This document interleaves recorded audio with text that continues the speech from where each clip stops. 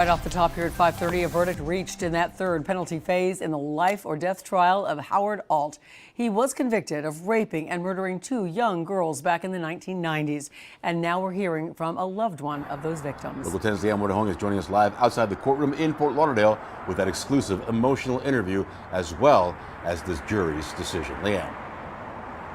The jury recommending death in this case, Howard Ault, will be formally sentenced in April.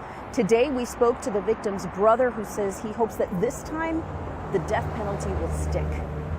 Jury entering. A Broward jury voted to send convicted rapist and murderer Howard Steven Ault back to death row for the third time. We, the jury, find by a vote of 9-3 that Howard Ault should be sentenced to death. Ault sat emotionless as the judge read the verdict form. I still don't see remorse. I don't see any emotion. I don't see that in him, like he felt like he did anything wrong. This is Bobby Jones. His little sisters were Ault's victims back in 1999. I had no doubt that, their lives would have been prosperous, right? They would have been great women, great mothers, great friends to people. He testified in the trial just last week. It was emotional. It brought up a lot of hate and feelings that I thought I kind of had put behind me.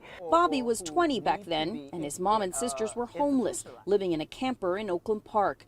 They didn't know Ault was already a convicted pedophile. I felt like he used an opportunity to try to insert himself, right, into her life to get to them. Ault lured Deanne Mumin and Alicia Jones into his Fort Lauderdale home, then raped the 11-year-old in front of her 7-year-old sister. He killed them both and hid their bodies in his attic. Here's a man that murdered 2 children, and he's been sitting for 20-something years. Ault was sentenced to death twice before, but the Florida Supreme Court threw each of those sentences out. Jones hoping this time Ault will finally be executed. If I could put him to death the way he put them to death, that would be my justice. To throw you in an attic half unconscious for days while you sit there and wilt away and die. That's the way I would like him to die. Unfortunately, that's not an option, but that would be justice to me. We also asked Bobby about his mother. He says that since this crime happened back in 1996, that she's suffered some serious medical setbacks that have left her physically and mentally unable to not only testify in this particular trial, but even be present in court. He's hoping to use his voice now to be able to speak for her and his 2 little sisters.